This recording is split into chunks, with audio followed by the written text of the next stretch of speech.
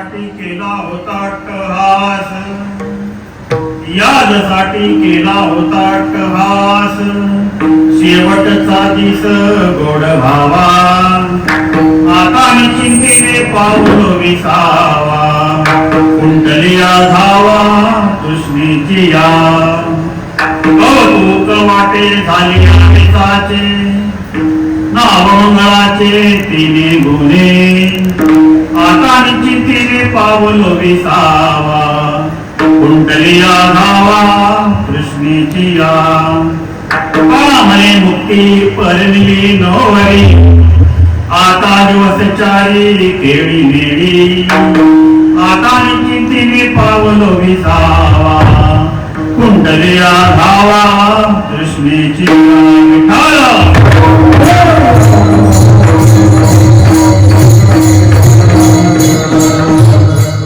नमो सद्गुरु तुकया ज्ञानदीपा, नमो सद्गुरु सच्चिदानंद रूपा, नमो सद्गुरु भक्त कल्याण मूर्ती, नमो सद्गुरु भास्करा पूर्ण कीर्ती. पांडुरंगा करू प्रथम नमन, दुसरे चरण संताची कृपादाने कथेचा विस्तारू, बाबाजी सद्गुरु दास तुका. ओम नमो ज्ञानेश्वरा करुणाकरा दयाळा, तुमचा अनुग्रह लादलो पावन झालो चराचरी. ज्यांचे केल्या स्मरण होय सकळ विद्यांचे अधिकरण, तेची वंदन श्री चरण श्री गुरूंचे ते नमस्कार आता. घ्यावी घ्यावी माझी सेवा,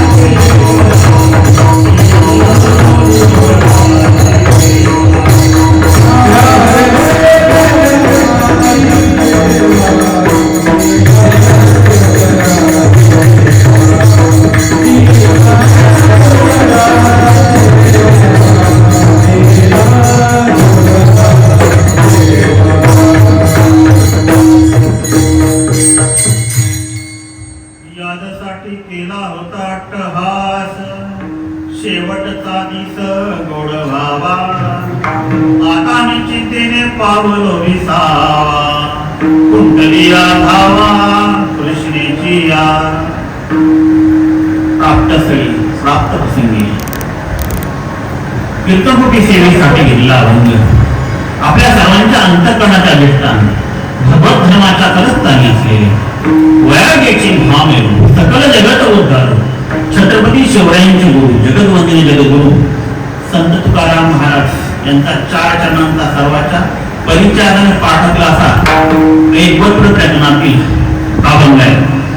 परंतु अभंगाच्या अनुषंगाने सखोल चिंतन मांडण्याचा माझा मानस आहे. परंतु सेवेला प्रारंभ करण्यापूर्वी आजच्या सेवेत म्हणजे श्री भाऊसाहेब हरिभाऊ ओस यांचं प्रथम पुण्यस्मरण. आज यांना जाऊन देवाज्ञा वर्षापूर्वी झाली. आज 1 वर्ष पूर्ण झालं आणि प्रथम पुण्यस्मरणाची सेवा माझ्या वाटला आली. परंतु आता ही सेवा सागर महाराज यांच्याकडे होती, पण सकाळी सकाळी मला फोन आला आमचे सर्वे कलिमुखपणे यांच्या माध्यमातून ही सेवा माझ्या कारणाने. पुण्यात म्हणायची सेवा, ही मोठी सेवा. ही सेवा म्हणजे सेवाच आहे. म्हणजे माझं भाग्य ही सेवा प्राप्त झाली आणि या प्रांगणात ही सेवा होती. त्यांच्या साक्षीने, त्या साक्षीने ही सेवा सत्तापणात चालू आहे ते. आणि या तिथं सेवा होती. तुझ्याकडे भाग्य आता आवडी चिंता वाढली. निमित्त म्हणजे एकंदवासी भाऊसाहेब हरिभाऊ बोस यांचं प्रथम पुण्यस्मरण. त्यांच्या मागे शक्ती प्रभावती भाऊसाहेब बोस असं, मुलगा बाळकृष्ण भाऊसाहेब बोस, चंद्रकांत भाऊसाहेब बोस, सोनाची प्रिया बाळकृष्ण बोस, रोहिणी चंद्रकांत बोस, मुलगी रुक्मिणी गेले, मंगळा अशोक गवळी, रुपाली प्रमोद कोकडे, नातवंडाचा अमित रोहन अवधूत, प्रदीप अनिकेत, सुयोग सारंग, सुयश अनुष्का, जावे त्यांचे हवन जिलावा वेगळे वेगळे ना, अशोक सोपान गवळी, प्रमोद नाईक कोटकडे, ही सगळी मंडळी त्यांच्या घरातली. एक व्यक्ती वर्षापूर्वी आपल्या तर निघून गेली. सुरुवातीला खूप गरिबीचे दिवस काढले आणि 82व्या वर्षी त्यांची प्राणज्योत मालवली. तर पुण्यस्मरण त्यांचं साजरं केलं जातं. खऱ्या अर्थाने पुण्यमान असतात. कुणाचंही पुण्यस्मरण आपण साजरं करत नाही, हे की नाही. त्याचं प्रथम पुण्यस्मरण या निमित्ताने आपण साजरं करतो. सेवा माझ्या वाटला आहे. आणि अभंग तुकवायांचा ऐकवैत्र प्रकरणातील, ऐकवैत्र प्रकरण म्हणजे काय, विस्तार करणारा वेळ जाईल. पण यामध्ये एकच शब्द आहे पहा, पहिल्या चरणामध्ये उत्तरार्धामध्ये शेवटचा दिस गोड व्हावा, एवढंच लक्षात ठेवा. हे की नाही, शेवटचा दिवस गोड कसा होईल हे लक्षात ठेवा. त्यांचा काय, तुमचा काय, आमचा काय. आपला शेवट दिवस कसा व्हायला पाहिजे, गोड व्हायला पाहिजे.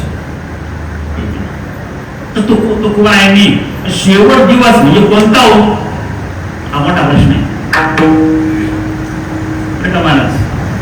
हा बंग आपण वर श्राद्धाला घेतो, दशक्रियेला घेतो. पण दशक्रिया वर श्राद्ध आणि हा अभंग तसं त्याचा वेगळा अर्थ आहे, अभंगाचा वेगळा अर्थ आहे. तरी तो आपण आधी घेतला, त्याला कारण पुढे कारण सांगेलच. शेवट दिवस गोडवा, शेवट दिवस म्हणजे कोणता दिवस. काहींना वाटेल की मरण किंवा मृत्यू हा शेवट दिवस, ठीक आहे. पण शेवट दिवस मरण आणि मृत्यू आहे का, ही अभिप्रेत असणारा हाच आहे का, हे आपण पाहू. तू काय म्हणतात पा, घेईन मी जन्म यादसाठी देवा, तुझी जनसेवा साधावया. किंवा तुका म्हणे गर्भवासी, तुके घालाव्या म्हासी. हे तुकड्यांना परत जन्म घ्यायचे, परत जन्म घ्यायचा आहे. एकांना मरण किंवा मृत्यू हा आपला शेवट दिवस नाही, त्यांनाही मान्य, त्यांनाच नाही. आपले शंकराचार्य देखील म्हणतात, पुनरपि जननम पुनरपि मरणम पुनरपि जनने जठरे शयनम. शंकराचार्य पुन्हा जगणं पुन्हा मरण हे म्हणजे जीवन आहे, संसार आहे. माऊली देखील म्हणतात पहा, उपदेते नासे नासे ते पुनरपि दिसे, हे घटिका यंत्र जैसे परिभ्रमेगा. किंवा दुसऱ्या अध्यायामध्ये सांगतात, जैसे जीर्ण वस्त्र साडेजे, मन नूतन वेडीजे, तैसे ध्यान धरा ते स्वीकारीजे चैतन्य नाथी. हे म्हणजे काय, जुनं वस्त्र काढायचं, नवीन परिधान करायचं. जे जुना देह सोडायचा, नवीन देहामध्ये प्रवेश करायचा. मरण म्हणजे मृत्यू म्हणजे शेवट दिवस नाही. पण काही विद्वानांना म्हणजे महाराज काही विद्वानांना हे पटत नाही. वारकरी संप्रदायाने पुनर्जन्म आहे हेच त्यांना खोटं वाटतं. विद्वान अति विद्वान आपल्यासारखे नाही, आपण विद्वान नाही, आपण साधे लोक आहे. काही विद्वानांना वाटतं पुढे जन्म कुठे प्रकांडे सगळं असं कुठं असतंय का, एकदा गेलं की गेलं, परत कुणी जन्माला येत नाही.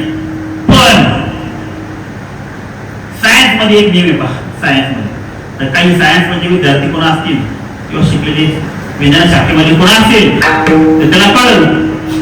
सायन्स मध्ये नियम आहे पहा, त्याला म्हणतात लॉ ऑफ एनर्जी कॉन्झर्वेशन. काय म्हणतात त्याला? Law of energy conservation. तो नियम असा आहे, पहिले सोप्या भाषेत सांगतो. सोपी भाषा म्हणजे कशी आपली इंग्लिश भाषा, सोपी भाषा. असा नियम आहे, energy can neither be created nor can be destroyed, it can be transfer from one form to another, आणि energy in the universe always remains constant. आता मराठी मी सांगतो, ऊर्जा तयार करता येत नाही, ऊर्जा नष्ट होत नाही, फक्त ऊर्जेचे एका प्रकारातून दुसऱ्या प्रकारात रूपांतर करता येते. आणि अखिल विश्वामध्ये तर ऊर्जा स्थिर राहते. त्याला म्हणायचा मराठीतला ऊर्जा अक्षयतेचा नियम. आपण 7वी 8वी 9वी 10वी होतो तेवढा हा नियम होता. विज्ञान शास्त्रीय लोकांना जास्त माहिती. थोडक्यात काय, ऊर्जा नष्ट होत नाही म्हणजे काय पहा, तर विद्युत ऊर्जा इथं आली, साऊंड सिस्टीम तिथून इथं प्राप्त झालं, म्हणजे विद्युत ऊर्जेचे साऊंड एनर्जी मध्ये रूपांतर झालं. नष्ट होत नाही, नष्ट होत नाही. आपण गाडी चालवतो, पेट्रोल गाडी चालते, त्याचं घर्षण होऊन पेट्रोलमुळे जी ऊर्जा तयार होते ती गतीज ऊर्जामध्ये ट्रान्सफर होते, गाडी चालते. ऊर्जा नष्ट होत नाही. आता पहा, मी कीर्तन करतोय, तुम्ही गायन करताय, तुम्ही वादन करताय, हे श्रवण करताय, तुम्ही आम्ही बोलतोय चालतोय, म्हणजे आपल्यामध्ये ऊर्जा आहे की नाही? ऊर्जा आहे, म्हणजे आपण जिवंत असलेलं लक्षण आहे, ऊर्जा आहे. नियम काय सांगतो? ऊर्जा कधी नष्ट होत नाही. मग काही काही म्हणतात एखादा मृत्यू आला, ती ऊर्जा जाते पुढे. नियम काय आहे विज्ञानाचा? ऊर्जा नष्ट होत नाही. जेव्हा एखाद्या व्यक्तीचं मरण आलं, मरण पावलं, त्याची ऊर्जा जाते कुठे? तर ती ऊर्जा दुसऱ्या देहामध्ये प्रवेश करते. दुसऱ्या देहामध्ये प्रवेश करून तो देह कार्यान्वित होतो दुसऱ्या जन्मामध्ये, म्हणजे पुनर्जन्म होतो. मरण म्हणजे मृत्यू म्हणजे शेवट दिवस नाही, हे विज्ञानाला पण मान्य करायला लागलं. काही काही लोकांनी याचं विश्लेषण केलेले पहा. आता जास्त वेळ नाही, आता तुम्हाला वाटेल आता मरण नाही, मृत्यू नाही, शेवट दिवस, कमीत कमी मोक्ष म्हणजे शेवट दिवस असेल. पण मोक्ष आहे का? आपण पाहू. तू काय सांगतात? मोक्षपदे तुच्छ केले या कारणे आम्हा जन्म घेणे युगायुगी. आम्हाला पुन्हा पुन्हा जन्म घ्यायचा. जरी कोणी म्हणत तुम्हाला घ्या मोक्ष घ्या, का आम्हाला अवघड नाही, मोक्षात येते आम्हा नाही अवघड.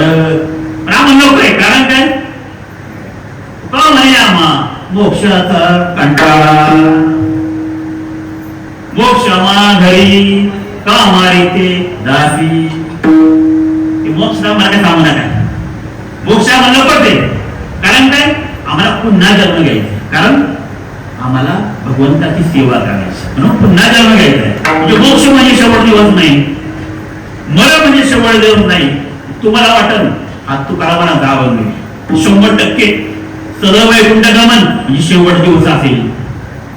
पण मला सांगा, तोपर्यंत सदैव वैकुंठ गमन झाल्यानंतर ते किती वेळा परत आले? 3 वेळा परत आले. भगती मातेसाठी आले, नंतर संदारी तेली यांच्यासाठी आले, नंतर मुळोबायांसाठी आले. 3 वेळा परत आले. म्हणजे वैकुंठात गेलेला व्यक्ती तो कोण आहे? 3 वेळा परत आले. 3 वेळा परत आले म्हणजे वैकुंठ गमन शेवट दिवस आहे का? तो पण नाही. म्हणजे मरण किंवा मृत्यू नाही, मोक्ष नाही आणि वैकुंठ गमन देखील नाही. तुम्हाला प्रश्न पडला असेल शेवट दिवस म्हणजे तरी म्हणता म्हणा. ऐका, शेवट दिवस म्हणजे ज्या दिवशी, ऐका, ज्या दिवशी जगद्गुरु तुकोबारायांना ब्रह्मज्ञान प्राप्त झालं ब्रह्माचं ज्ञान प्राप्त झालं. तो दिवस म्हणजे तुकोबांच्या जीवनाला शेवटचा दिवस. मरण नाही, मृत्यू नाही, मोक्ष नाही, वैकुंठ नाही. ज्या दिवशी स्वरूपाचं ज्ञान प्राप्त झालं तो दिवस म्हणजे शेवट दिवस. तुम्ही मला ब्रह्मज्ञान म्हणजे काय, स्वरूपाचं म्हणजे काय, सोपी भाषा सांगायचं म्हणलं तर सोपी भाषा आपली कोणती, English. When we realize what is the purpose of my existence in this world, जेव्हा तुम्हाला कळतं की तुमचा जन्म कशासाठी आहे, तो दिवस म्हणजे तुम्हाला शेवटचा दिवस. तुम्हाला जेव्हा ज्ञान होतं की माझा जन्म कशासाठी आहे, फक्त धन कमवण्यासाठी आहे का भगवंताची सेवा करण्यासाठी आहे, हे जेव्हा कळतो तो म्हणजे शेवटचा दिवस जीवनाला तुमचा. ब्रह्मज्ञान प्राप्त होतो म्हणजे काय, साधक जीव दशेतून ईश्वर दशेला प्राप्त होतो. साधक जीव दशेतून ईश्वर दशेला प्राप्त होतो. अजून सोपं सांगायचं म्हणलं शेवटचं म्हणजे काय, अत्यंत दुःखाची निवृत्ती आणि ब्रह्मानंद सुखाची प्राप्ती. तो म्हणजे त्यांच्या जीवनातला शेवटचा दिवस. आता तुकोबांना शेवट जो प्राप्त झाला होता का, म्हणजे ब्रह्मज्ञान प्राप्त झालं होतं का, ब्रह्मस्थिती प्राप्त झाली होती का, हे कोण सांगताय, त्यांचे एकेकाचे विरोधक कोण, रामेश्वर भट्ट सांगतात. त्यांच्या आरतीमध्ये सांगतात, तुकिता तुलने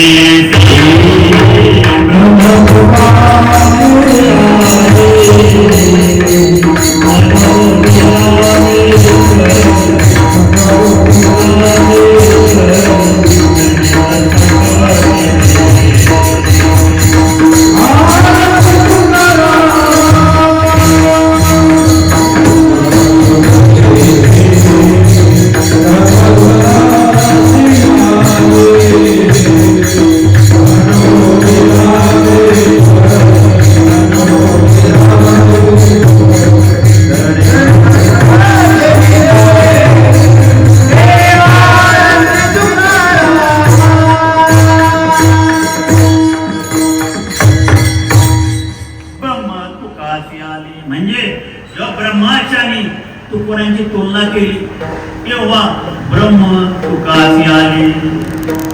ब्रह्म तुकासी आले म्हणजे काय हो, ब्रह्म तुकासी आले म्हणजे दोन्ही पारडे समान समान झाले. आता दुसरा अर्थ तुकासी आले, तुकणे म्हणजे काय हो, तुकणे म्हणजे वाकणे, नम्र होणे. ब्रह्म तुकोबांच्या समोर नतमस्तक झालं, हा त्याचा गोडा अर्थ आहे. हे तुकोबांना ब्रह्मस्थिती प्राप्त झाली होती, ब्रह्मज्ञान प्राप्त झालं होतं. आता हे स्वतः तुकोबाई पण सांगतात, तुका म्हणे अहम ब्रह्म आड येऊनी दे भ्रम.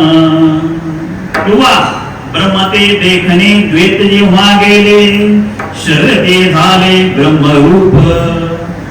तत्वमसी विद्या ब्रह्मानंदी सांग, तोची झालांगे तुका आता. मी तुकोबाईंना ब्रह्मज्ञान प्राप्त झालं होतं, ब्रह्मस्थिती प्राप्त झाली होती. त्यासाठी जगद्गुरु तुकोबांनी जीवनभर अट्टास केला. म्हणजे काय हो, अट्टास म्हणजे केला म्हणजे काय, परिश्रम घेतली, कष्ट घेतली आणि शेवट दिवस त्यांना प्राप्त झाला. याच वर्णन जगद्गुरु तुकोबाई पहिल्या चरणात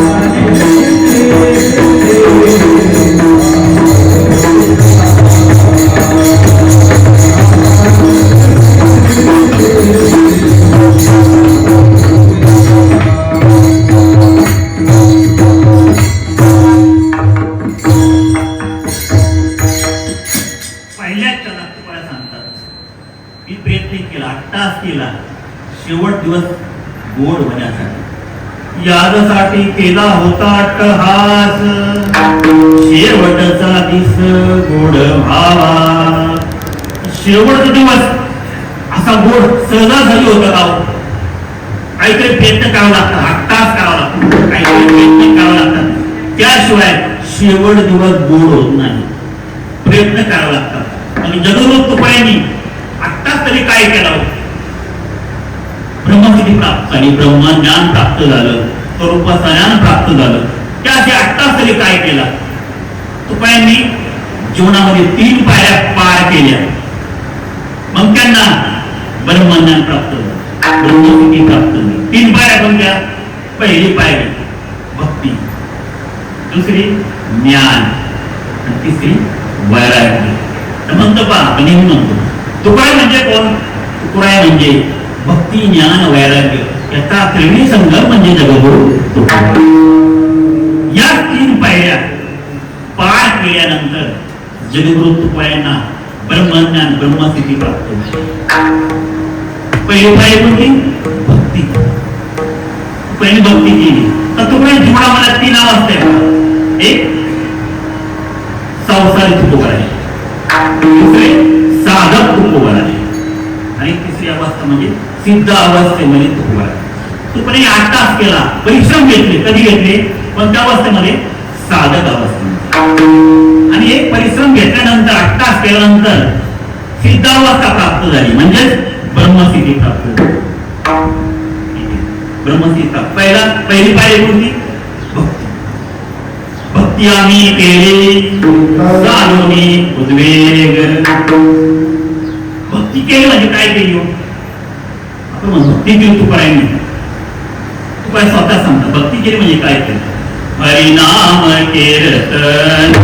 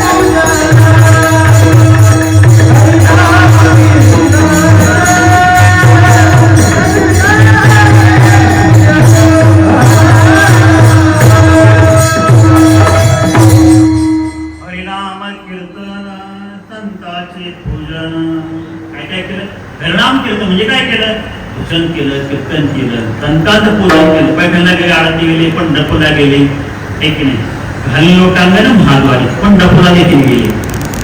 ही भक्ती त्यांनी केली. भजन केलं. का केलं? आत्मसाक्षात्कारासाठी भजन केलं आणि जगत उद्धारासाठी कीर्तन केलं. तुला भजन करायचे म्हणजे एकटे जायचे. कुठं करायचं भजन? भंडार डोंगरावर भजनाला जायचे, एकटे भजन करत बसायचे. कसे करायचं? पांडुरंग ध्यानी पांडुरंग ध्यानी पांडुरंग ध्यानी पांडुरंग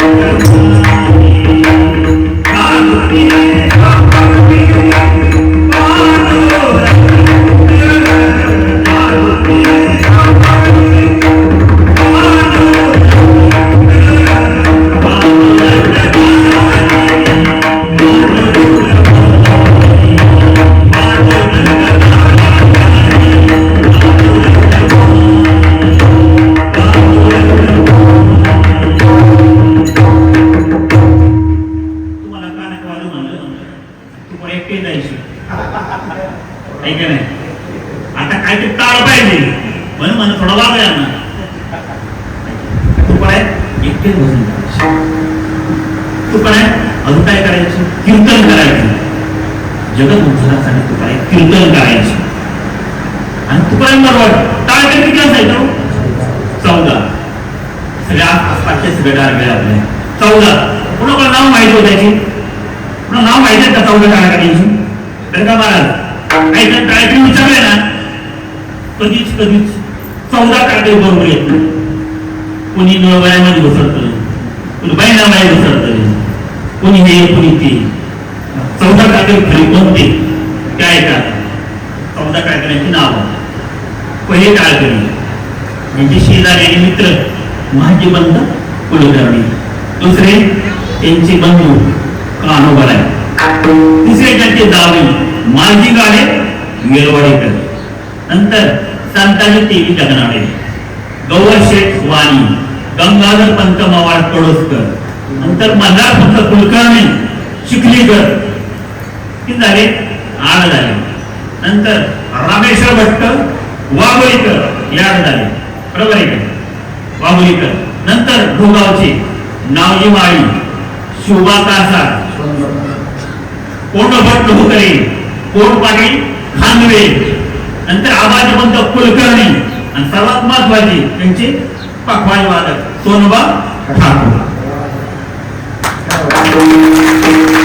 असे 14 टाळकरी त्यांच्या सभेत असायचे कारण काय हो आता आपण आलो महाराज आपल्यावर एखाद्या गायकाच्या टाळकरी असेल तुकोड्यांच्या बरोबर किती असायचे 14 टाळकरी कोणतरी गेले 14 टाळकरी बरोबर असायचे कारण काय हो वैष्णव संगती तुकवा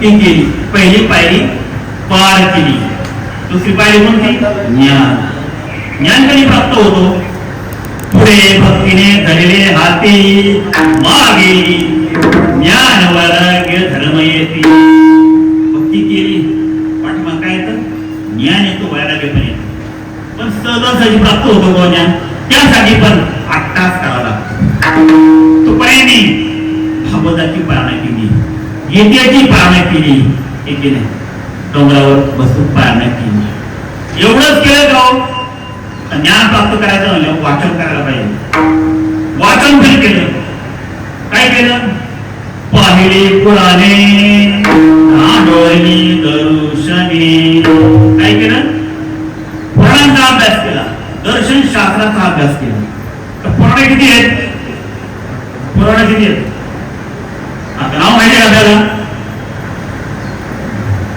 लोकांना नावच माहिती फक्त कोणाची नावं सांगितली तर लोकांना काम येतो पण तू काय नाही की 18 पुराणांचा अभ्यास केला 18 पुराण कोणती होती ऐकायचं 18 पुराण बरं का बरोबर 8 आहे तुम्हाला सांगा एका जायचं सांगा मला तो कोण 18 पुराण कोणती ऐका अग्नि पुराण भविष्य पुराण ब्रह्मपुराण ब्रह्मांड पुराण ब्रह्मवैवर्त पुराण नारद पुराण मत्स्य पुराण विष्णू पुराण पद्म पुराण लिंग पुराण स्कंद पुराण वामन पुराण वराह पुराण शिव पुराण मार्कंड पुराण कुर्म पुराण गरुड पुराण आणि भागवत पुराण 18 झाले का या 18 पुराणांचा अभ्यास जगन्नाथ तुकारामांनी केला आपले नाव सांगायचे म्हणले तर एखादं हक्क काय चुकतं काय नाही नाही अभ्यास केला 18 पुराणांचा अभ्यास केला एवढंच नाही, दांडोळी दर्शनी दर्शन शास्त्राचा अभ्यास केला. दर्शन शास्त्र किती येतो? आपण काय म्हणतो षडदर्शन, म्हणजे 6 शास्त्र आहेत. कोणकोणती? वैशेषिक शास्त्र, न्यायशास्त्र, नंतर योगशास्त्र, बरोबर आहे का, सांख्यशास्त्र, पूर्वमीमांसा आणि उत्तरमीमांसा, या 6 शास्त्रांचा अभ्यास जगद्गुरूंनी केला. एवढंच नाही, काही नास्तिक शास्त्र, कोणती? जैन, बौद्ध आणि चार्वाक, 3 शास्त्रांचा पण अभ्यास जगद्गुरूंनी केला. आणि इतका अभ्यास केल्यामुळे भागवत इथं सगळ्याचा अभ्यास केला. इतका अभ्यास केल्यामुळे इतकं त्यांना ज्ञान प्राप्त झालं, त्यांनी काय सुरुवात केली? मग रक्षणा करायला सुरुवात केली. नामदेवे केले सपना जागे, तो माहिती मग नामदेव सपनातून आदेश दिला, पांडुरंगा बरोबर आले, आदेश दिला तुम्ही काय करा, करावे कवित्व व उगे निमित्त बोलू नये. त्यांनी कवित्व करायला सुरुवात केली. काय करायला सुरुवात केली? कवित्व करायला सुरुवात केली. आणि त्यांच्या हातून एक ग्रंथ तयार झाला, त्याला काय म्हणतो आपण? तुकाराम गाथा किंवा पंचमवेद किंवा उपनिषद. पंचमवेद का म्हणतो? कारण त्या गाथेमध्ये तुकोबांनी सर्व वेदाचा समावेश केला होता. वेदांचा अर्थ मातीचा ठावा, येराने व्हावा भार माथा, किंवा तुका नरी सहज बोले वाणी, त्याचे घरी वेदांत वाहे पाणी. पण चांगलं काय केलं, चांगली गोष्ट केली, काही काही आवडत नाही. गावात कसं असतं, एखादी चांगली गोष्ट कोणी केली, एखादा मोठा व्हायला लागला काय ना ओढलं घेऊ. बरोबर आहे का? बरोबर आहे काय? मग त्या व्यक्तीला मागे घेतण्याचा प्रयत्न केला जातो, त्याला त्रास देण्याचा प्रयत्न केला जातो. मी प्रत्येकाला आम्ही का थोडं काय चांगलं झालं की इतरांना ते पाहवत नाही, पाहवत नाही. चांगली गोष्ट काय झाली, सप्ताह पुढे करायचा म्हणला, तो एखादा पुढे तरी एक असतो, तो विरोध करतो, कशाला पैसे करते करता, सप्ताह पुढे पण चांगलं झालंय, असे पण असतात काही काही. म्हणजे 2 प्रकारचे लोक असतात पाहिजे जगामध्ये. एक वाढ दाखवणारे असतात, ते कोण? संत. एक दुसरे वाट लावणारे, ते म्हणजे बरोबर. हा अनुभव फक्त महाराष्ट्रात होता असं नाही, अशा गोष्टी रामायण महाभारतापासून चालत आलेल्या आहेत. कधीपासून? रामायण महाभारतापासून. तुकोबांच्या काळात मुंबई होती, तसे आता गल्लोगल्ली मुंबई झाले, गल्लोगल्ली अशी मुंबई झाले. म्हणजे काय पण चांगलं चालू असलं विरोध करायचा, पुढे चांगलं आहे का, आणि पुढे चांगलं झालंय का, म्हणजे मागे खेचणारे असतात, तुम्हाला ब्रेक लावणारे असतात, तुम्हाला विरोध करणारे असतात. मी तर म्हणतो असे तुम्हाला विरोध करणारे, तुमच्या कार्यावर जाणारे कमीत कमी 5-6 तरी पाहिजे, तरच तुम्ही मोठे व्हाल, तरच तुम्ही जगद्गुरु व्हाल, तरच तुम्ही माऊली व्हाल. सहजासहजी हे कोणाला शक्य होत नाही. तुम्हाला जीवनामध्ये त्रास झाला, तुम्हाला विरोधक असते, तरच तुम्ही मोठे व्हाल. आता मला सांगा, तुमच्या गाडीला गाड्या सर्व चालवतात, गाडीला काय असतो? ब्रेक असतो. बरं, आता तुम्हाला जायचंय पुण्याला, चालली पुण्याला, समजा बरं का, तुमच्या गाडीला ब्रेक नाही, तुम्ही निघाले पुण्याला, तुम्ही गाडी कशी चालवाल? जोरात चालवाल का हळू चालवाल? हळू चालवा, बरोबर आहे का? हळू चालवा. आणि जेव्हा गाडीला ब्रेक असतात त्यावेळी गाडी कशी चालवतात? तुम्हाला माहिती, जरी कुणी मध्ये आलं, तुम्ही काय म्हणले? गाडीला ब्रेक असतात, जोरात गाडी पळवण्यासाठी, आणि गाडी जोरात पळवतो. पण जेव्हा गाडीला ब्रेक नसतात, तुमची गाडी कशी चालते? हळू. म्हणजे गाडी पळण्यासाठी ब्रेकची आवश्यकता आहे. तसंच तुमचं जीवन जर जोरात प्रगती करायची असेल, मोठं प्रगती करा जीवनामध्ये सर्वोच्च स्थान प्राप्त करायला असेल, असे ब्रेक लावण्याच्या जीवनामध्ये पाहिजे. तुमची प्रगती शक्य आहे. असे ब्रेक लावून नसतील ब्रेक लावणारे तर तुमची प्रगती अशक्य. तुमच्या जीवनामध्ये थोडं दुःख पाहिजे, थोडा आनंद पाहिजे, सुख पाहिजे, समाधान पाहिजे. असं कोण आहे का तुम्हाला तुमच्या जीवनात सुख पाहिजे? सुखच आहे कायमचं असं कोण कोण आहे का? दुःख होतं, सुख येतं, समाधान प्राप्त होतं. आता मला सांगा, आता सगळे वृद्ध मंडळी ईसीजी कोणी काढलं का? ईसीजी काढला ना. ईसीजी कसा असतो? ईसीजी आपण काढतो, पट्टी ती बाहेर. ईसीजी कसा असतो? वर वर वर चुकून बरं का महाराज, चुकून या खात्यात ईसीजी सगळ्या आला काय होईल?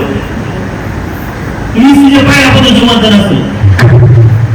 असं का जिवंत नसतो म्हणजे थोडक्यात काय?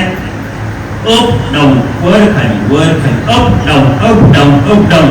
तुम्ही जिवंत असल्याचं लक्षण कळलं का? काय म्हणलं? Up down. सोप्या भाषेत सांगितलं म्हणलं, up and down is the proof of your existence in this world. Up down तुम्ही जिवंत असण्याचं लक्षण आहे. थोडक्यात काय? तुमच्या जीवनामध्ये सुख दुःख सुख दुःख सुख दुःख असे तरच तुम्ही जिवंत आहात. हा पुरावा. तुमच्या जीवनात सरळ असेल, सुख नसेल, त्याला काय अर्थच नाही. असेच आपल्या जीवनामध्ये आपल्याला मागे खेचणारे, ब्रेक लावणारे, रस्ता गावात रस्ता केला काय होतो? चांगल्या रस्त्याला काय असतो? पहिले गतिरोधक असतात. गावात चांगला रस्ता केला पहिले काय करतो आपण? गतिरोधक करा. तसं ते चांगल्या रस्त्याला गतिरोधक, चांगल्या माणसाला विरोधक ठरलेले असतात. विरोधक ठरलेले असतात. तसे आमच्या गावातले विरोधक तुकवायांची कोण होते? मंबाजी. जसे प्रत्येक गावात 2-4 मंबाजी असतात, तसे आमच्या गावात आता नाही 400 वर्षापूर्वी होते. किती वर्षापूर्वी होते? 400 वर्षापूर्वी आमच्याकडे मंबाई होती, जी आता गल्लोगल्ली आहेत. सुरुवात त्या मंबाईपासून झाली असं मला वाटतं. ऐका नाही, मंबाईने काय केलं? तुकड्याने विरोध केला. तुम्ही काय एकमेकांना म्हणताय? वेळ करता तुम्ही, पण अधिकार नाही. तुकड्यांची तक्रार मंबाईने रामेश्वर भट्टांकडे केली. रामेश्वर भट्ट म्हणजे कोण? त्या काळचे पीठाधीश दशग्रंथी ब्राह्मण, मोठे ब्राह्मण त्या काळचे. त्यांच्याकडे तक्रार केली. रामेश्वर भट्टांनी त्यांना वावरीला बोलून घेतलं. कुणाला? तुकोड्यांना. आणि विचारणा केली.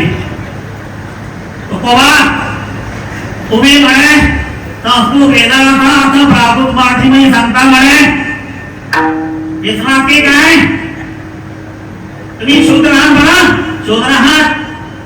कोण बोलतंय? रामेश्वर भट्ट. प्रशांत महाराजांना थोडा विसरून जाईल. आज समजायचे रामेश्वर भट्ट बोलताय.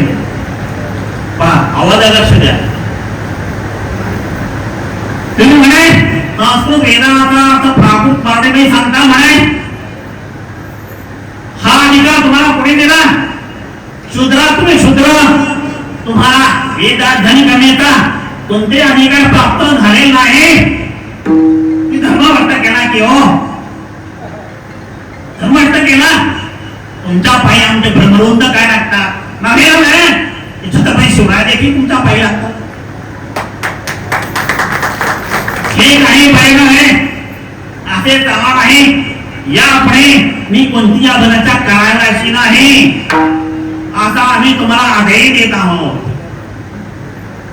आदेश देत आहोत. काय नाही जसे यापुढे मी कोणती अभ्यासना करणार नाही.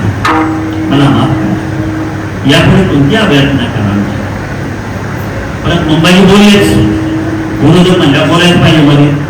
अहो पंडितजी ठीक आहे परंतु जी त्यांनी अवलंबना पूर्वी करून ठेवलेली आहे त्याचे काय ते बरोबर आहे अंबाजी बरोबर आहे तुकोबा तुम्ही पूर्वी जी अवलंबना केली आहे ती ताका बघा ताका घेऊन जाऊन इंद्रगृहामध्ये विसर्जित करावी असा आम्ही तुम्हाला लेखी आदेश देत आहोत लेखी आदेश दिला तुकोबा तुकडे जिंकला गेले त्या अभंगाच्या वह्या घेतल्या आणि इंद्रगृहामध्ये विसर्जित केल्या वह्या विसर्जित केल्या आणि किती दिवसानंतर बोलायला 13 दिवसानंतर त्या भगवंतांनी परत आणून दिल्या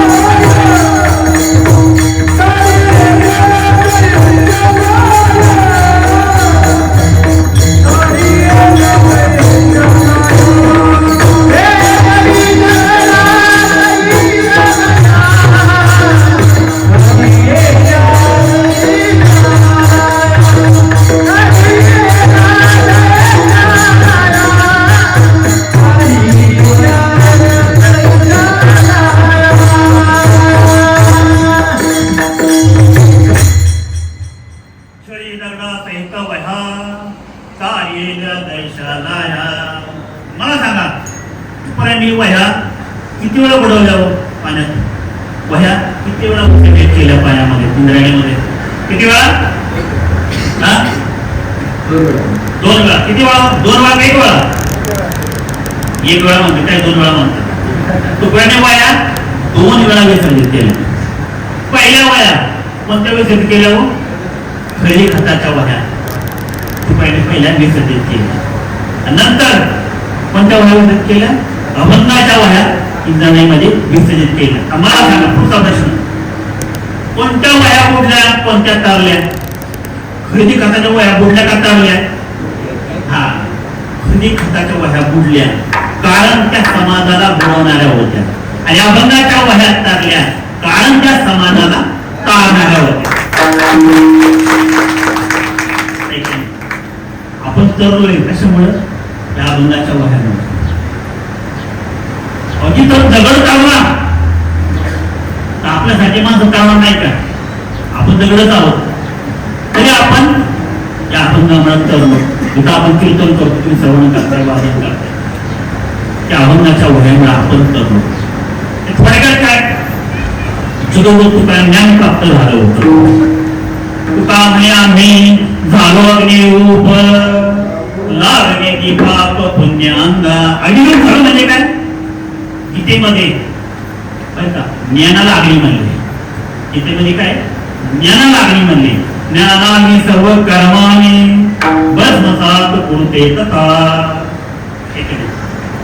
त्याला ज्ञान प्राप्त झालं तुका स्वतः सांगता ज्ञान प्राप्त झाल्यानंतर मग हे सांगितलं तुम्हाला पुढे भक्तीने झालेले हाती मागे ज्ञान वैराग्य धर्म येते त्यांच्या वैराग्य पाठीमागे चालत आलं तुकोरांच्या वैराग्य प्राप्त झालं वैराग्य प्राप्त झालं म्हणजे काय तिसरी पायरी बरं का भक्ती झाली दुसरी ज्ञान प्राप्त झालं तिसरी पायरी शेवटची पायरी त्यांना वैराग्य प्राप्त झालं वैराग्य प्राप्त झालं म्हणजे काय एका गणिका पाठवली पहा आम्ही चालू आम्ही मुंबई गेली तुकोरांच्याकडे एक गणिका पाठवली पण तुकडा म्हणतात गणिकेला पाहून देखील म्हणतात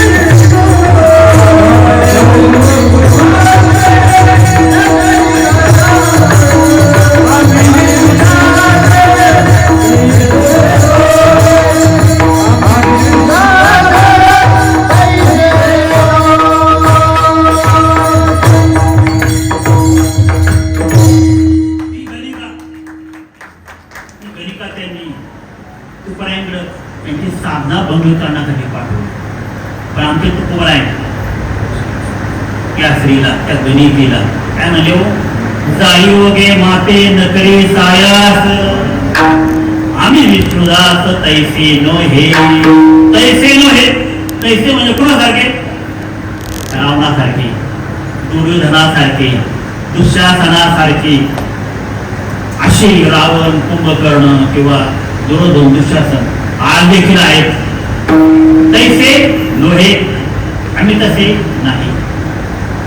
पुन्हा म्हणलं गणिकेला माती म्हणणारे केवळ जगद्गुरु तुकोबाने.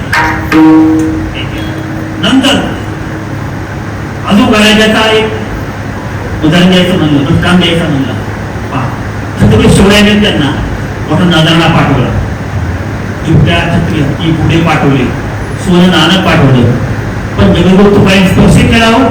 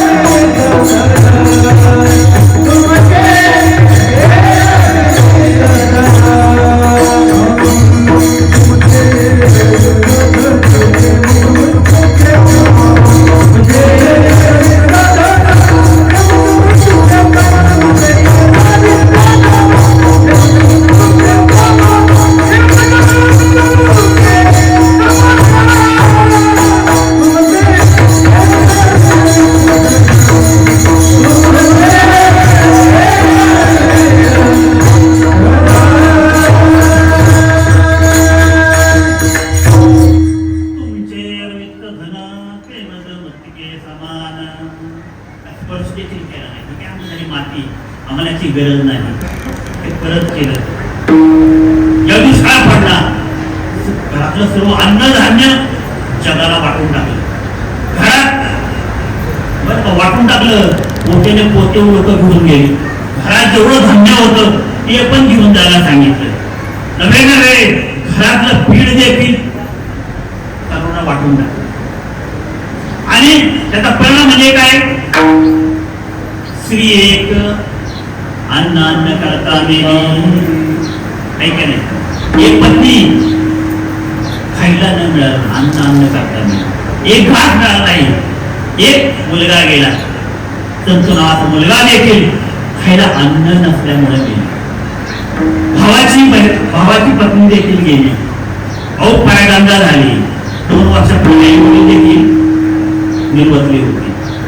तरी तुकडा म्हणतात, बरे झाले देवा निघाले देवाळे, गणिया दुष्काळे पीडा केली. याला म्हणायचो वैराग्य. भक्ती, ज्ञान आणि वैराग्य या 3 पायऱ्या पार केल्यानंतर जगद्गुरु तुकोबांना ब्रह्मज्ञान प्राप्त झालं, स्वरूपाचं ज्ञान प्राप्त झालं, ब्रह्मस्थिती प्राप्त झाली. तुकोबांची अत्यंत दुःखावरून ब्रह्मानंद सुखाची प्राप्ती तुकोबांना झाली. आता काय शिल्लक राहिलं का प्राप्त करायचं? सर्वोच्च आनंद जीवनामधला साधकाचा सर्वोच्च आनंद म्हणजे काय, ब्रह्मज्ञान, स्वरूपाचं ज्ञान. पुढे काय प्राप्त करायची इच्छा राहिली नाही, निश्चित झाले मला आता काय प्राप्तच करायचं नाही, पण निश्चित झाले म्हणून जगद्गुरु तुकोबा आहे दुसऱ्या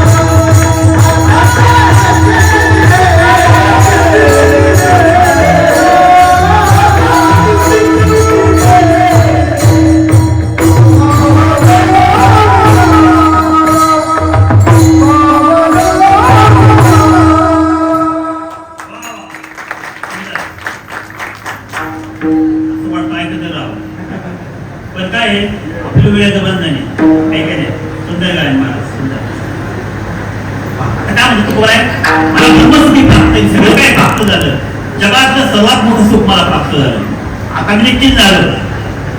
आता निश्चिंतेने पावलो विसावा कुंडलिया भावा कृष्णेची, आता मला काय प्राप्त करायचं राहिलं नाही, निश्चित झालंय. आता मला जे प्राप्त करायचं होतं योग्य साधन मार्गाने, भक्ती ज्ञान वैराग्य या साधन मार्गाने मला आता सर्वात मोठं सुख ब्रह्मानंद सुख बाकी प्राप्ती मला झाली.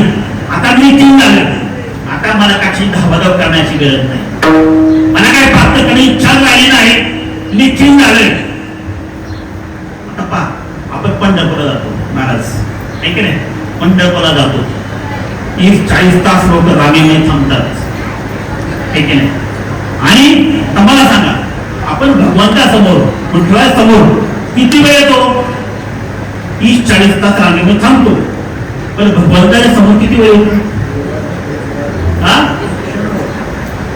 चेतन पण नाही, चेतन मध्ये आवडलं होतं आले की चल पण आपण क्षणभर बघतो भगवंतासमोर थांबतो, त्याचं पायात दर्शन घेतो, स्पर्श करतो आणि मग कमर पाहतो आणि लगेच तेवढ्या वेळ आपली अवस्था कशी होती, भाग गेला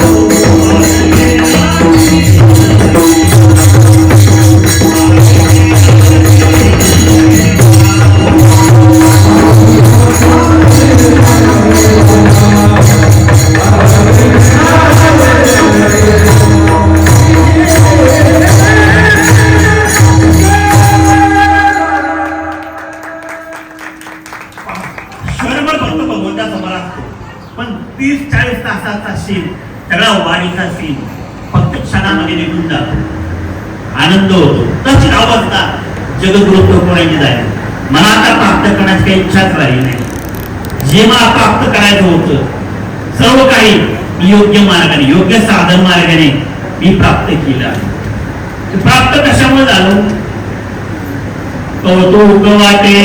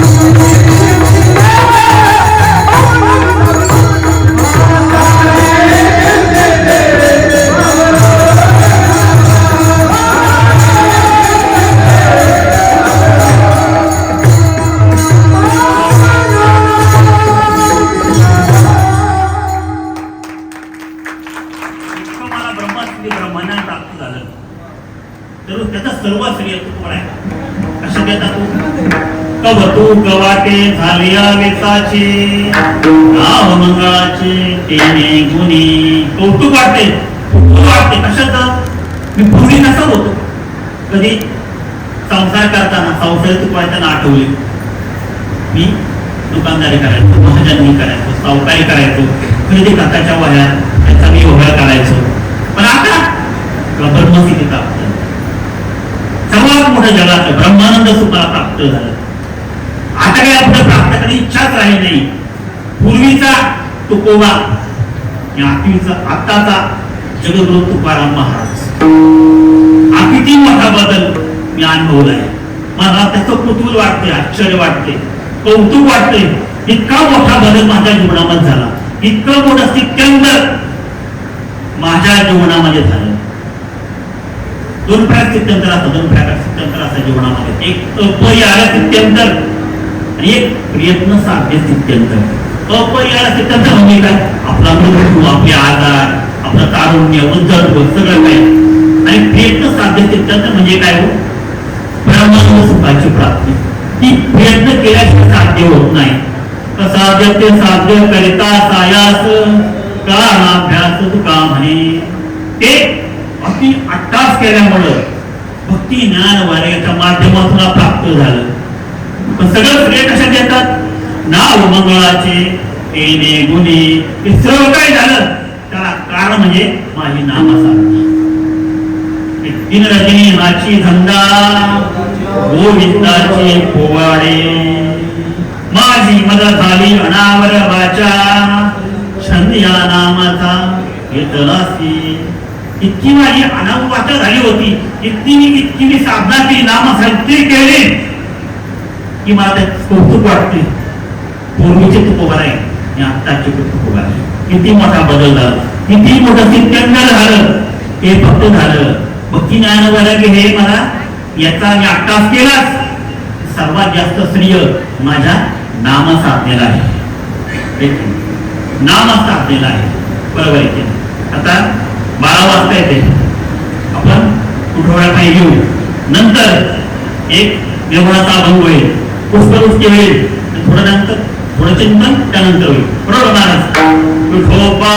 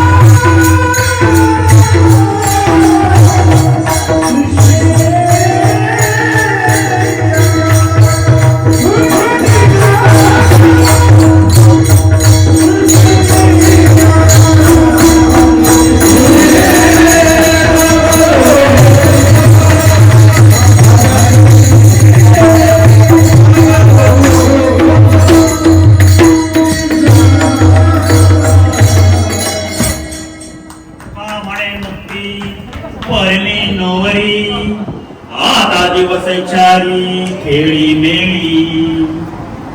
पोरांना काय प्राप्त होतं पोरांना? चारी मुक्ती.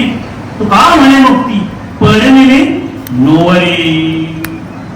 तू पाहिलं म्हणत नाही बरं का, बहीण म्हणत नाही, आई म्हणत नाही, आत्या म्हणत नाही, मावशी म्हणत नाही, काकू म्हणत नाही, कुणीच म्हणत नाही. मुक्ती काय? परमिली नोवरी. काय म्हणतात? नवरी म्हणतात. नवरी म्हणजे काय? तिचं नवीन नवीन लग्न झालंय आपल्या घरात आली ती म्हणजे नवरी. नवरीच का म्हणजे काय काय कारण असेल की नाही महाराज? त्याला काहीतरी कारण निश्चित असेल. काकू म्हणत नाही, आत्या म्हणत नाही, मावशी म्हणत नाही, आजी म्हणत नाही, कुणीच म्हणत नाही, नवरी म्हणतात. आता मला सांग, जी नवरी होते, नवरी असते तीच काही दिवसानंतर काय होते? पत्नी होते, बायको होते. ऐकी नाही? आता मला सांगा, पत्नी आणि बायको मध्ये काय फरक असतो? तुमच्या नवरी जास्त प्रेम करते का बायको जास्त प्रेम करते? हा, अनुभवाचे बोल असतो लोकांना. अनुभव प्रेम. नवरी जास्त प्रेम करते का बायको जास्त प्रेम करते? हा, नवरी. बरोबर. कारण की अनुभवाची बोल. अनुभव. बायको प्रेम करत नाही, हळूहळू प्रेम कमी होतं. आता मला सांगा, अधिकार नवरी जास्त असतो म्हणजे नवरी आपण ऐकते का आपली पत्नी जास्त ऐकते? हा, मला अनुभव वाटतं. मला लग्न झालंय की म्हणतात पत्नी जास्त ऐकते. सांगा, तुमचं सांगितलेलं तुम्ही जी इच्छा करा किंवा काही बोलाल, काही मागणी कराल, काही पण, नवरी लगेच ऐकते का पत्नी लगेच ऐकते? नवरी. बघा, हा खरा अनुभव मला. तुमचा अनुभव कमी पडतोय ऐका नाही? लगेच काय मागणी पूर्ण करते. म्हणजे अधिकार नवरीवर जास्त असतो. कशापेक्षा? बायकोपेक्षा. मला उदाहरण देतो बरं का, 5 मिनिटं अजून. मला उदाहरण देतो. 4 जण मित्र होते. 4 जण मित्र होते. एक म्हणला, मी घरी गेलो ना, बरं का, मी घरी गेलो ना, माझी बायको मला गरम गरम चहा म्हणतो, चहा. दुसरा मला काहीच नाही. मी घरी गेल्या माझी पत्नी गरम गरम कॉफीचा कप आणून देते, मग कॉफी आणून देते. तिसरा मला हे पण काही नाही. मी घरी गेल्यावर माझी पत्नी मला एक दुधाचा ग्लास आणून देते. चौथा म्हणला, हे काही सांगणार होते, मी घरी गेलो ना, माझी बायको मला गरम गरम एक पाण्याची बाटली आणून देते. जर तुम्हाला आश्चर्य वाटलं, त्यांना पण आश्चर्य वाटलं मित्रांनो, गरम गरम गरम पाण्याची बाटली. हा म्हणला, याशिवाय आपण भांडी घासत नाही. गरम पाण्यात आपलं भांडी घासायला. म्हणजे हे नवरी आणि बायको मध्ये हा फरक असतो. तुका म्हणे मुक्ती पहिली नवरी यासाठी, कारण माझा अधिकार मी त्यांच्या अधिपत्याखाली नाही. किती मुक्ती येतो? मुक्ती किती येतो? पण कोणत्या?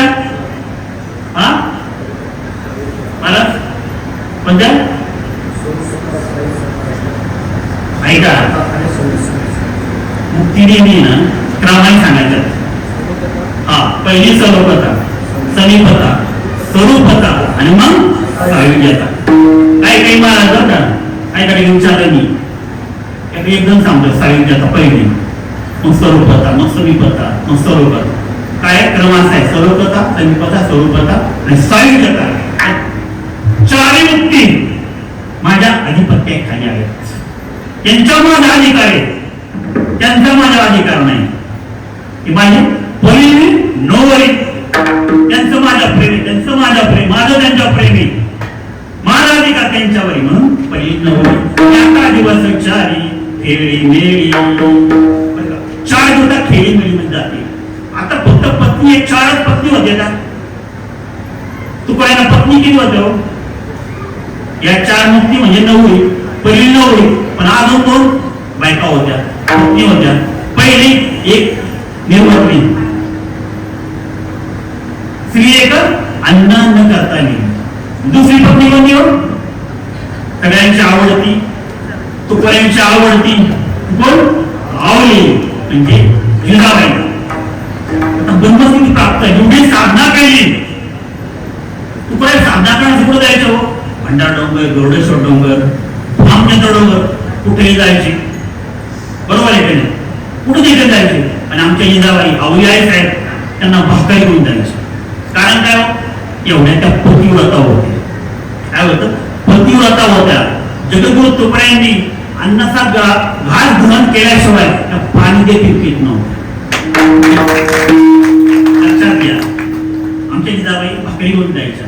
पण आमचे तुकोऱ्या आता आमच्या आवली आई साहेब जायच्या रामचंद्र डोंगरावर आणि तुकोऱ्या असायचे गरुडेश्वर डोंगरावर.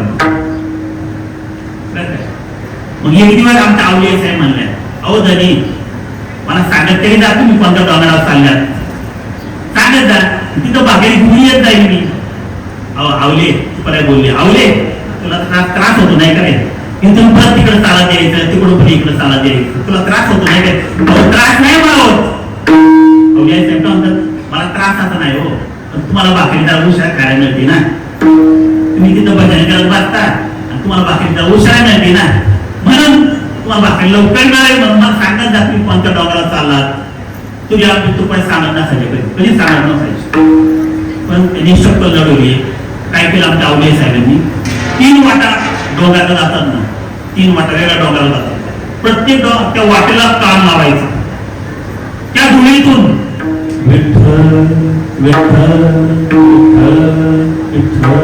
असा आवाज ज्या वाटेच्या धुळीतून येईल त्या वाटेने पुढे निघायचं.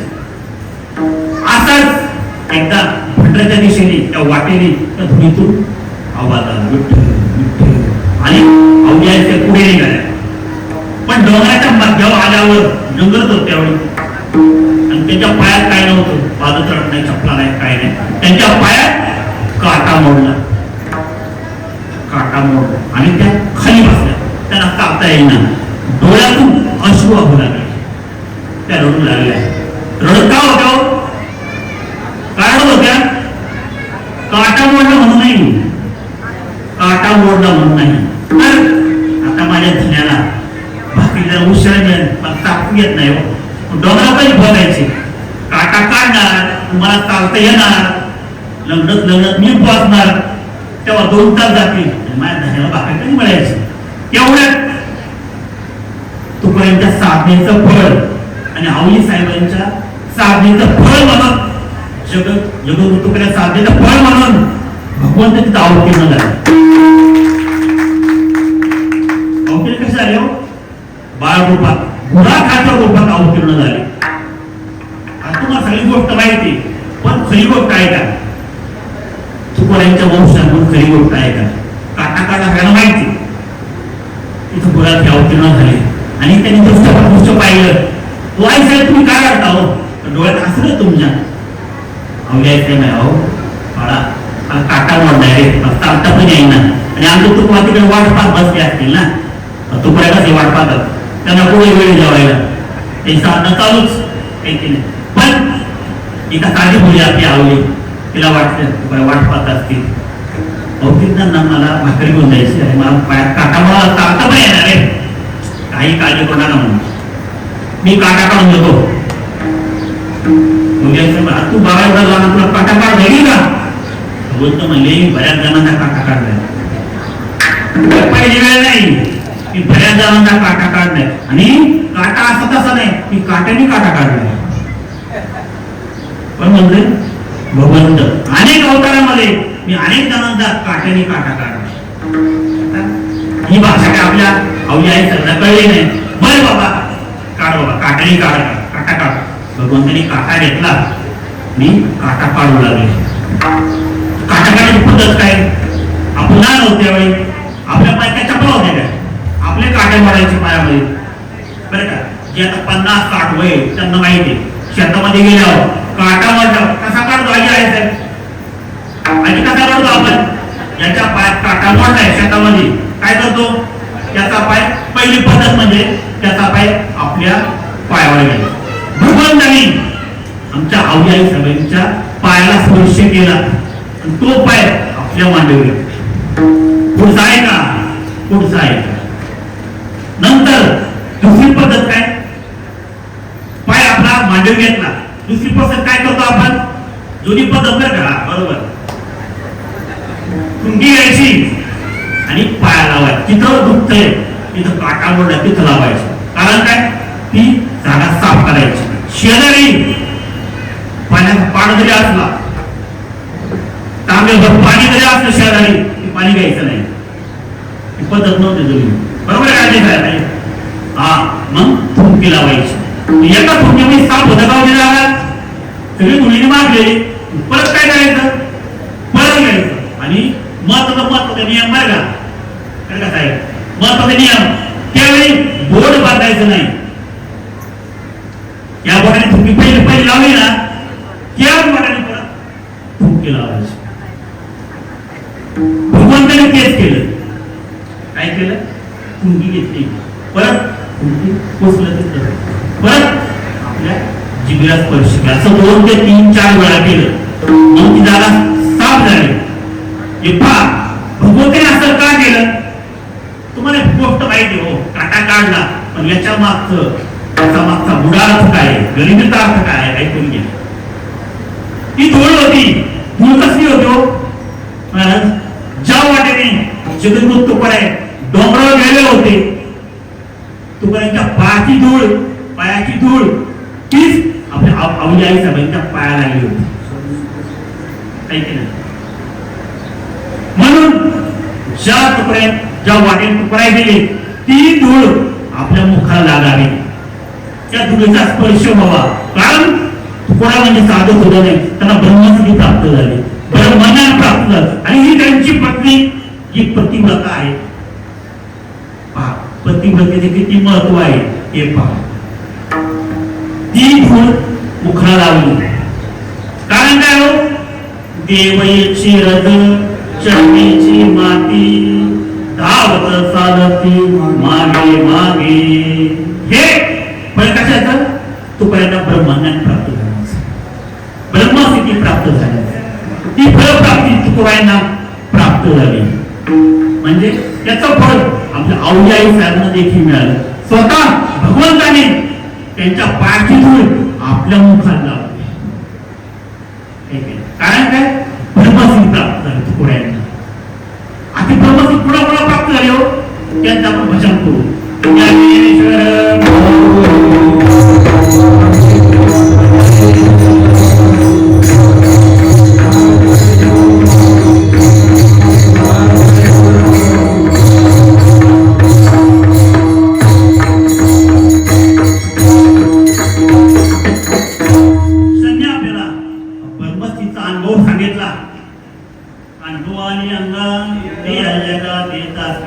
त्यांचं आपण 2 मिनिटं भजन करू.